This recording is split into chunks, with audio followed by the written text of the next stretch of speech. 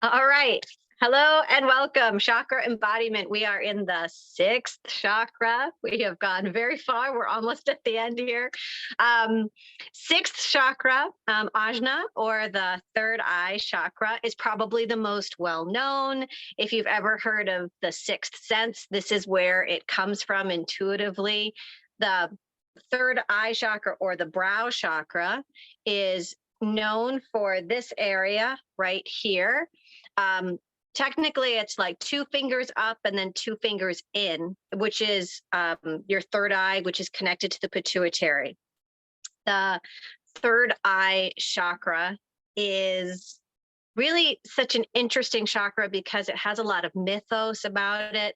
It's kind of mysterious. A lot of people want their third eye open, but they don't really know what that means.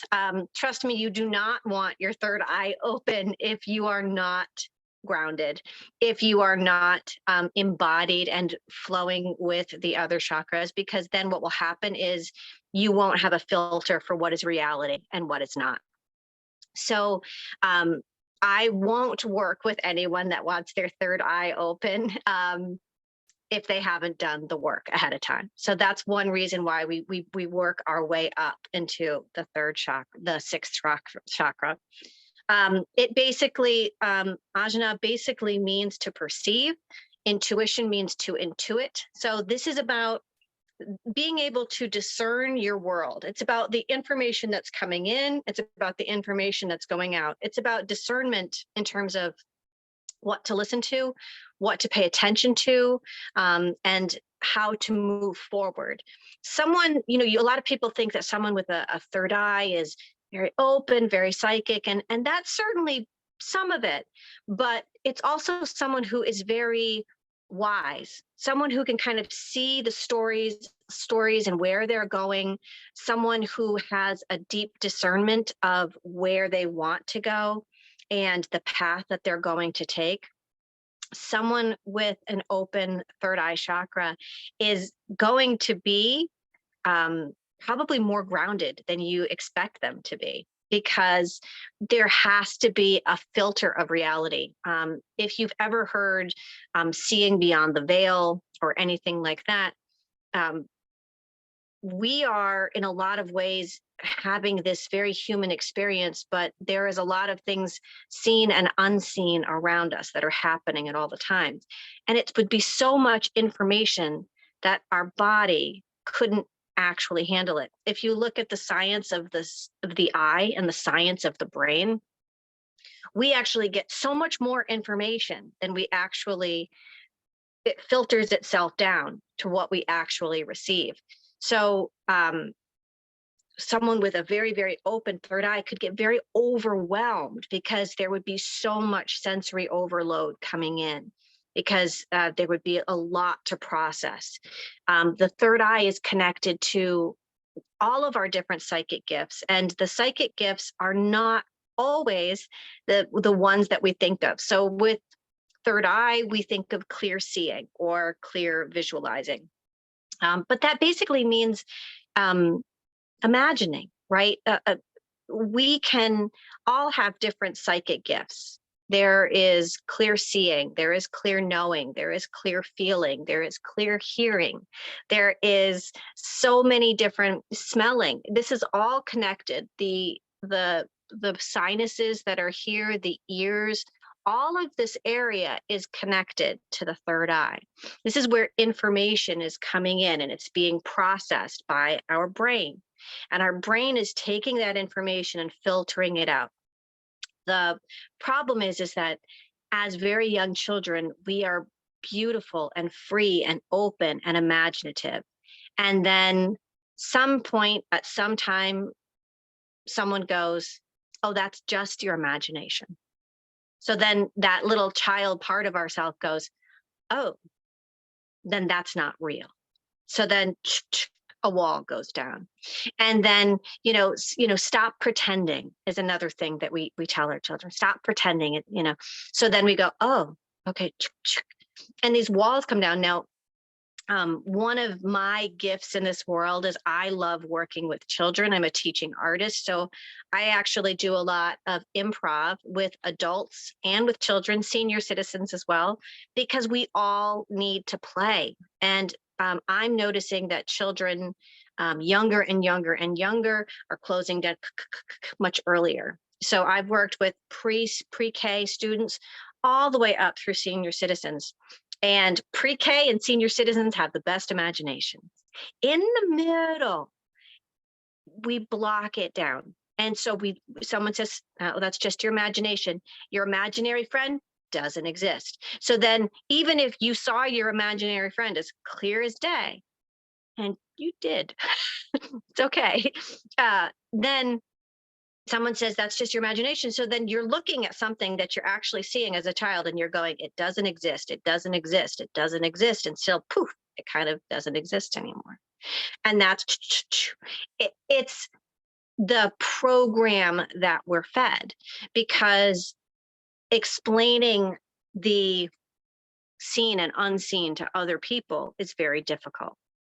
So we lose more and more of that ability to imagine.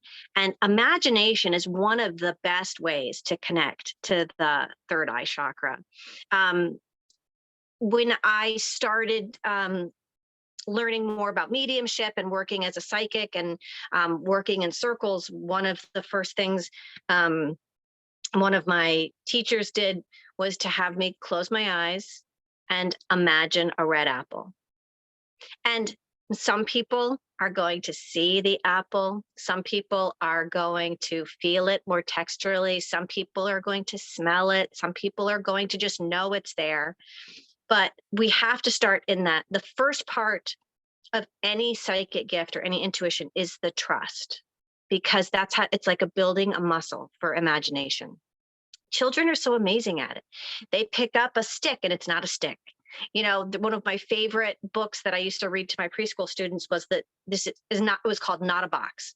And it was a box. And it was like, this is a rocket ship, not a box. This is a refrigerator, not a box. This is a race car, not a box. And it was this whole book of not a box. And so we can start connecting to the third eye chakra by using our imagination muscles.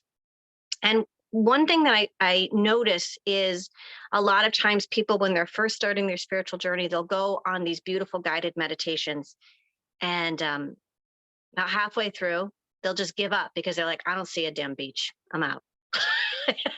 You know what I mean? Like, imagine a warm beach with the sand curling around your toes. And they're like, I don't see anything. I give up. But the point of connecting to the third eye is working on that muscle and knowing that if someone says see, but that's not your psychic gift, you need to replace it with know, see, feel, imagine, trust. Because the more you get to that place, the more and more you're going to be able to see little snippets or know more and more about that environment you're in. I am actually not a seer. My sight, my third eye sight, has come on more online, but that wasn't my first and clearest gift. My strongest gift was clear knowing and clear feeling. Then it's kind of gone into more auditory ear hearing, and now seeing. But it's snippets. And the way that I like to explain it is, you know, when you're outside and it's pitch black, there's no moon, you can't see anything, but you're in your driveway and you still know that there's a tree here to the left and there's a rock over there to the right, and the path is straight ahead of you. And if you keep walking straight, you're going to reach your car. You know all of these things. It's the same way when you close your eyes. You trust the left and the right and that path straight on. It's that clear knowing. You're just going to trust that it's there. One exercise that you can start doing is you can start when you're imagining or meditating, if you're listening to a guided meditation, if I was seeing something, what would I see? If I was hearing something, what would I here. And that when I got that tip, it really shifted things for me, because then there's little feather soft part of my voice. But if you were hearing something, and like I would imagine or just know that I was hearing like background talk, like at a fair, and then suddenly they'd be like, what are you smelling? Like, oh, I smell market stuff. And then suddenly, like, I'm starting to be placed myself, like, oh, I'm in a marketplace and there's people and I can kind of hear them and know that they're around me. And that takes some trust. One of a great way to connect to the third eye is to sit, when someone you're speaking to someone, say, I see what you're saying. I see what you're saying. And really take the time when you're listening to someone, listen to really listen, let that information come in through to you, and then take a moment. Can you really see what they're saying?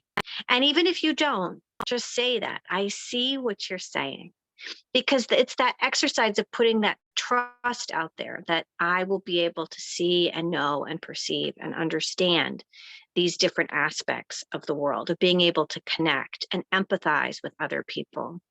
The third eye chakra is going to bring, when it's in alignment, it's going to allow you to know the flow of your intuition.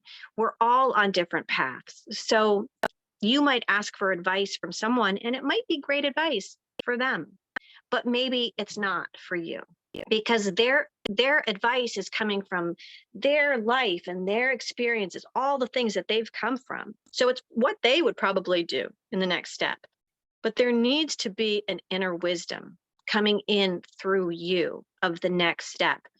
And that's one of the most frustrating things. If we have been shutting down our intuition from a young age, and we haven't really been exercising that muscle of imagination, we're going to keep, especially as we go through the spiritual path, we're going to keep asking ourselves, like, are we imagining this? Is this really happening? I don't, what does this mean? As you work on that muscle of your imagination, of understanding the world, having discernment of what is real, what is not real, you're going to start to feel more grounded with your solar plexus, that gut feeling, knowing in your heart, that heart feeling of where you want to go, speaking your truth, and then knowing, the clear knowing of where to go. So you see how it kind of builds up.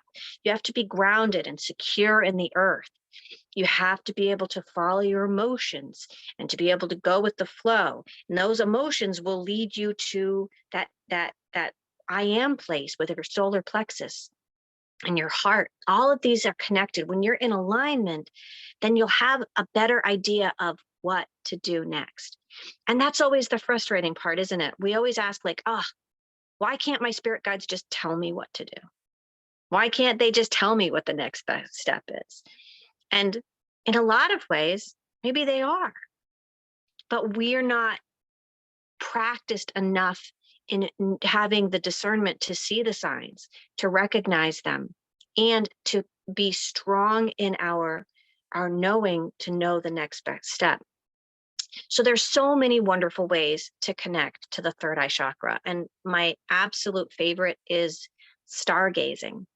So going outside and receiving the information from the stars, under the moon, the reflection of the sun is the moon, right? That's the light that you see.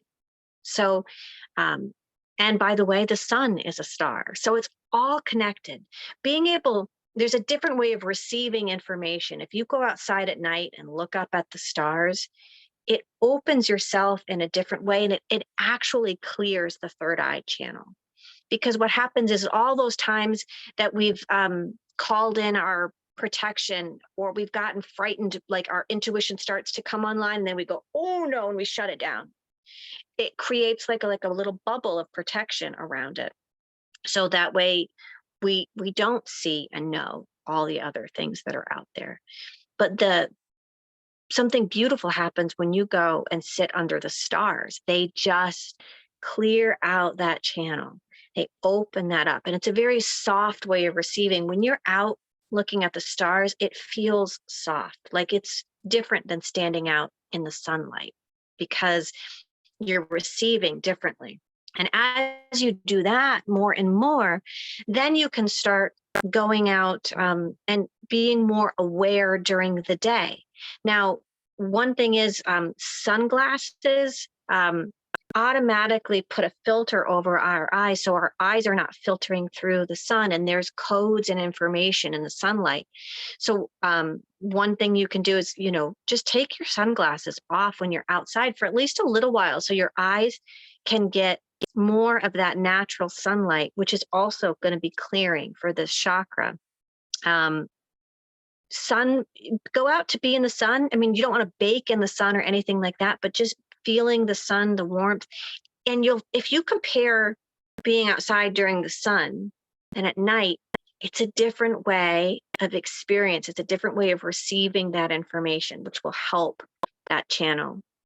So as we connect to this chakra, we are connecting to the earth around us, to the cosmos, to noticing. That's one of the most important things about the chakra is noticing, is being able to notice the details around you.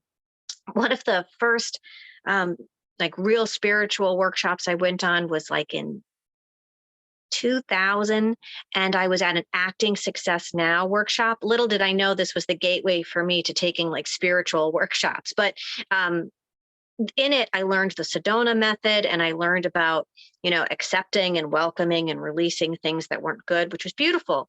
But the one takeaway that changed my life was there was this video, and they said, okay, everyone, make sure that you watch this video and count how many times the ball is thrown from one side of the room to the other side of the room. Okay, everybody? We're like, okay. And they did it. And I counted. 1, 2, 3. It was 32. And then like one person guffawed at one point during it. But then they said, okay, now we want everybody to watch it again to make sure you got the right number. Do it again. 32. I'm like, yes, I'm right. And then a couple more people guffawed in the background, but then they said, okay, now do it one more time just to make sure that you're absolutely right.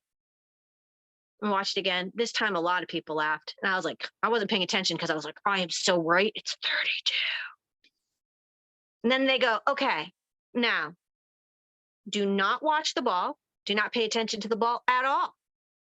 I watched that same video for the 4th time. That was the first time I noticed a guy in a gorilla suit walk out in the middle of the room, do a dance in the middle of the room in a gorilla suit, and walk out.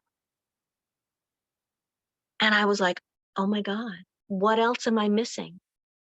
I was so hyper focused on the ball that I missed a guy in a gorilla suit coming out and doing a dance.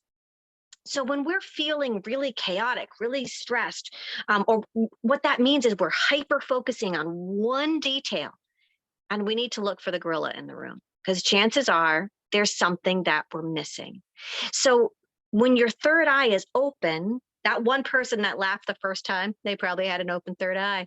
They were noticing things, right? Because they weren't just hyper focusing on one deal. They were observing different parts of the room and putting these things together. And now one of the things that is my strength is that I can hyper focus when I need to. But I also find that that is also one of my greatest weaknesses. So when I am feeling at my most stressed or anxiety, depression, any of those feelings, 99% of the time, it's because I'm hyper focusing on something that I can't control. And I need to take a different perspective. I need to look for that gorilla in the room. It's also called a mountaintop perspective of imagining it. You're at the top of the mountain and you're looking down, or the eagle eye perspective of being able to see how from an eagle, a wall is just a line. You just fly over it, right? They're seeing bigger picture things. And that's what the third eye will teach us to do, is to see the bigger picture. The third eye is all about oneness. When your third eye is open, you have no enemies. There is no separation because you're learning how to connect with all of the oneness of this world. You're seeing the details of everything. You're seeing how we're all connected. You're seeing how we are all one. And so that is where the third eye is beautiful.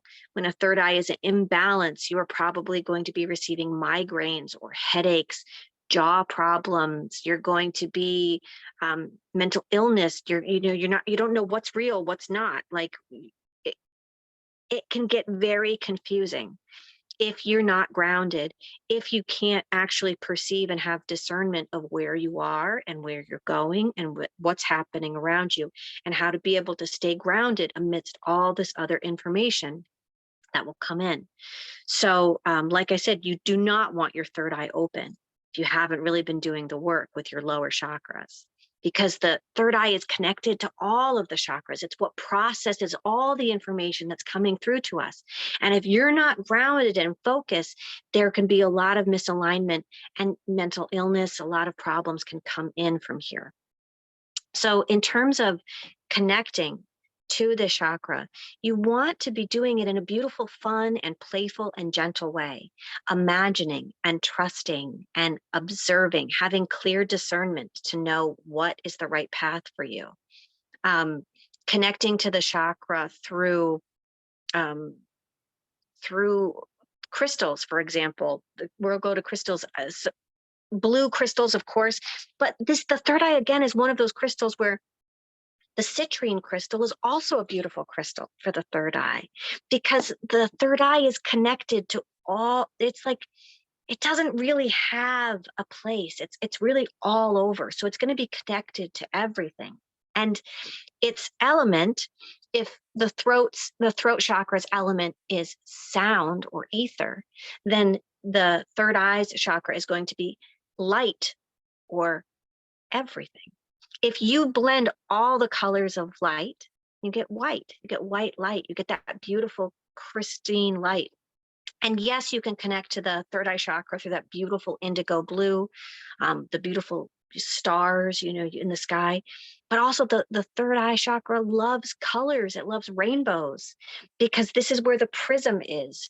If you have a quartz crystal, which you can't even, if you have a quartz crystal and the white light, which is everything, the spectrum of all the colors come out of it. So this is, the rainbow colors that activates this third eye. This will give it imagination and inspiration. It will connect it to the world and to the cosmos and to your place in this world, and how you're not separate from anything, how we're all one. I love the blue solidites and the lapis lazuli and blue solidite. All these are beautiful crystals for this chakra. I love geodes. This is one of my favorite stones for this chakra, because if you look at a geode, right, like it's just a regular rock on the inside. But your perception, if you open it up, it's got all these beautiful crystals inside. And that's really what the psychic spiritual journey is. It's like opening ourselves up and seeing the beauty within, being able to connect to all of the differences around us. Lepidolite is a purple crystal, but it's, to me, very connected. They're all going to be connecting around here, moving through. Chrysocolla is a beautiful stone, usually connected to the throat chakra, but for me, they're very connected. I love working with both of those crystals for this. One of my favorite crystals here this is a very raw, this is malachite with blue solidite kind of mixed in. And I love working with this beautiful friend of mine, because it really just connects you to that earth feeling. We are earth, we are water, we are stars, right? We are all of these things. And as we open up to our psychic gifts, more and more is going to come online. And the more and more you practice imagining, right, the more and more you can play. If you have any kids or toddlers or can be around kids, they will teach you how to play. Of course, someone like me, I teach people how to play. We go in and we play games. We play yes and we do theater games and theater exercises, cosmic improv, because it's teaching us how to use that muscle of imagination. Because the more and more we use that, the more and more we're going to be able to trust in meditation, to trust the feather soft voice that comes in to give us guidance. We're going to be able to trust our intuition more and more and more. Again, because the throat chakra and the third eye are so connected, a lot of the same oils here. Lavender, we've used that in so many of these. You put lavender is known for the third eye. You put that on your wrist and you smell that, and that opens up. Now, lavender will have different effects on different people. For some people, lavender is known to make people sleepy, right? Some people, it wakes them right up. So you can't, so everyone's different. And our third eye and our intuition, how we work, is going to be different for every single person. I love wearing sapphire. For me, sapphire is the ultimate third eye. There's just something about sapphire.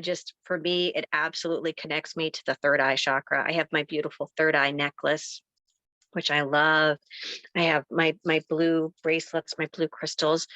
So you can wear blue, dark blue, absolutely, as a way to connect into this chakra, or you can wear rainbow colors. Decorate your house, activate that imagination. Everything's not dull and brown and black and gray. I mean, this chakra, everyone wants us to be, separate, other. There's black, there's white, there's this, there's that, there's Republican, there's Democrat, there's him, there's her, there's separation.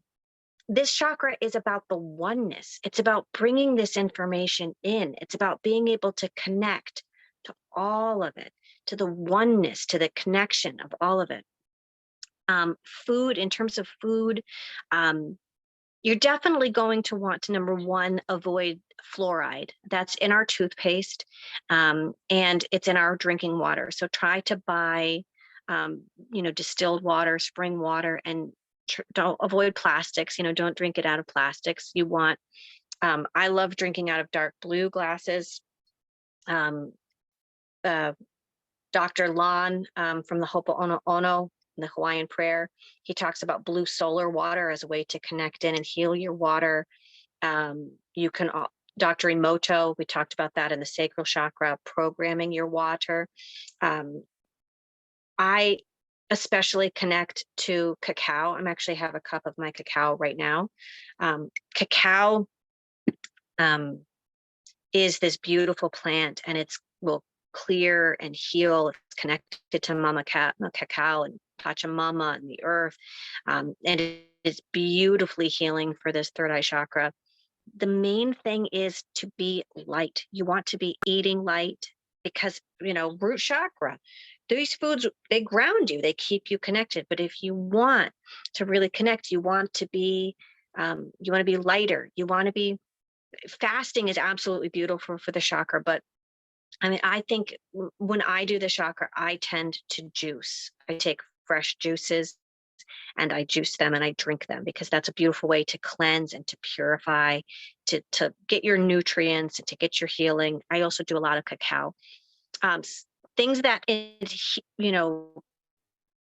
hold the pituitary gland and the third eye back. One thing you want to avoid is peanuts. I just learned this about 2 years ago. It blew my mind, because I used to eat a lot of peanut butter, but that affects the pituitary gland. So fluoride and peanuts are big no-nos during the chakra, because they're going to calcify or harden the third eye chakra. You want to eat foods that have high in iodine.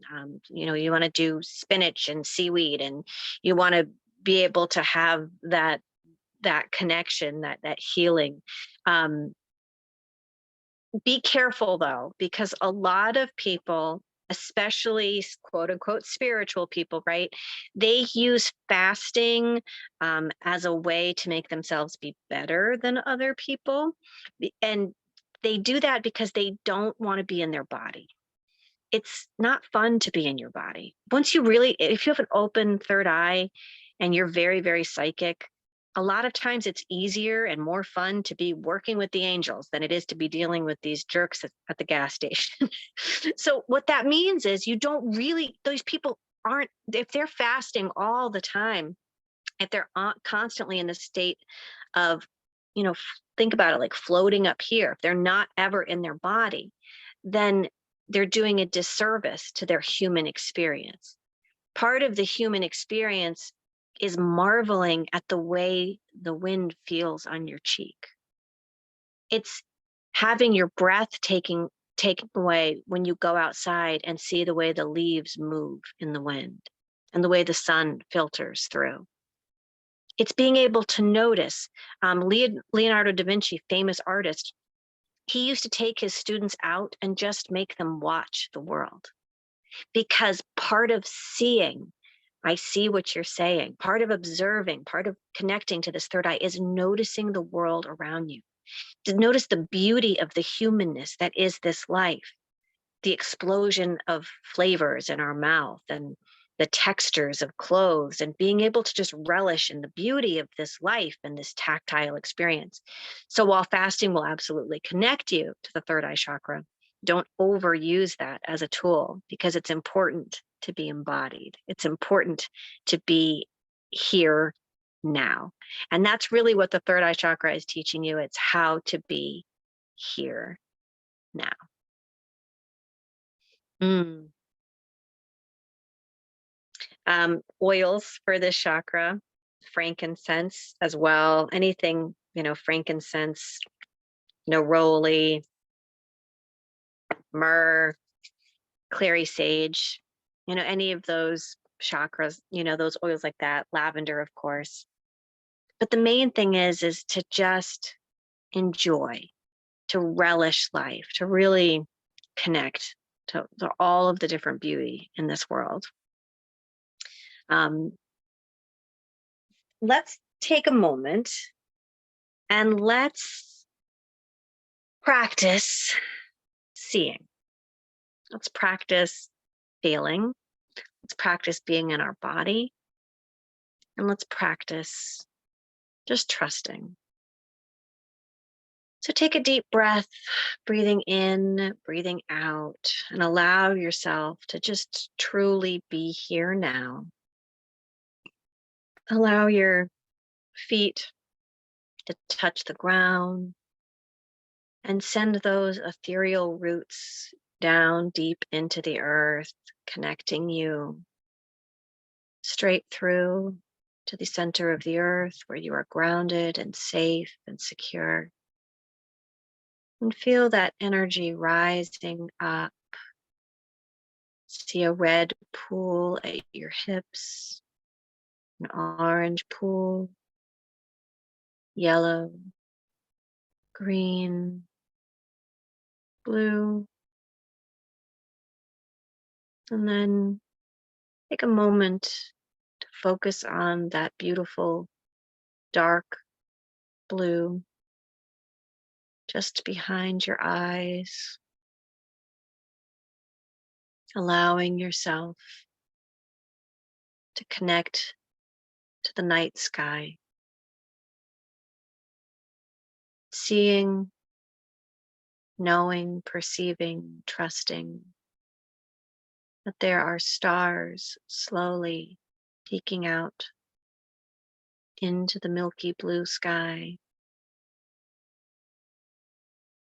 and see how they sparkle, how they twinkle. And as you're looking, notice how one star starts to just move a little bit here, a little bit there. And just focus on that star and watch it travel through the sky. It seems to be saying, "Come closer, come closer."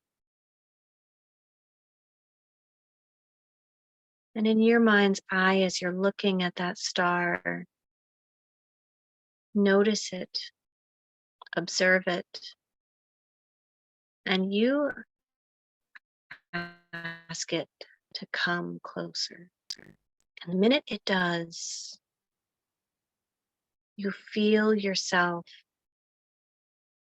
in a beam of light being sent from that star.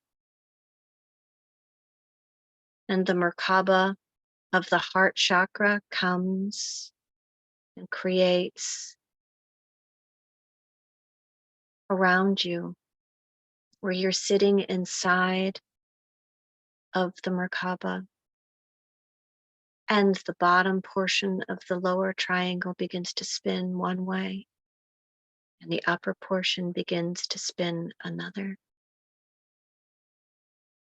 And in a count of 1, 2, 3, you are zooming straight towards that star. Below you, you see the earth below you. You see the sandy yellow, the foresty green, the deep blue of the ocean, the swirls of the white clouds. And you keep going up and up until you are right next to the star, and a bridge forms between you and the star.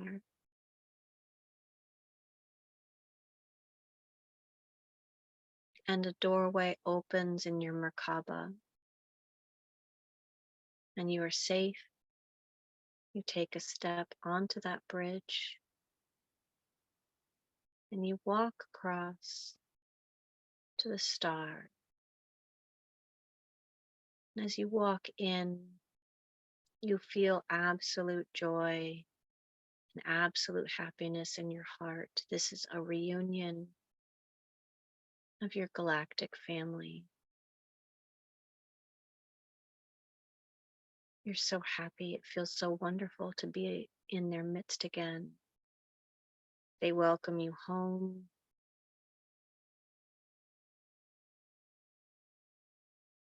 They bring a beautiful drink to you. And as you drink this drink, it heals your body from head to toe.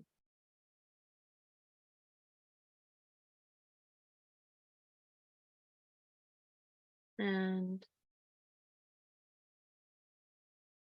they might have a gift for you. You can accept that gift.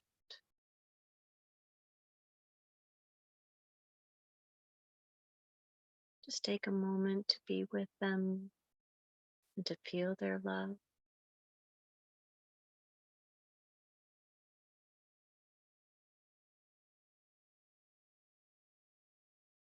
You feel completely relaxed and at ease. You feel like you're home.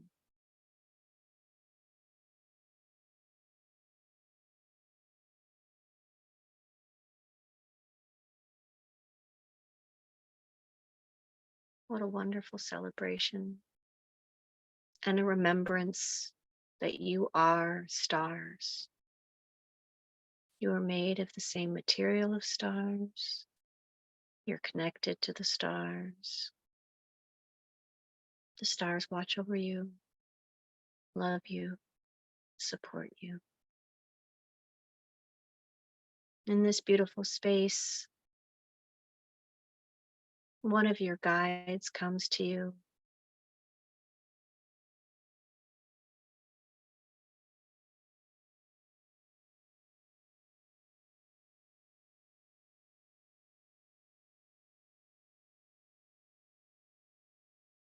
And shows you a picture frame of yourself 20 years from now, smiling.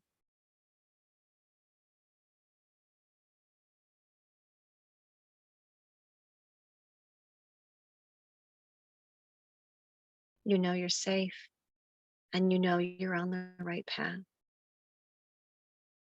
You take that picture frame and the gift, and you hold it to your heart. but you know it's time to come home. Everyone hugs you and tells you how much they love you and support you.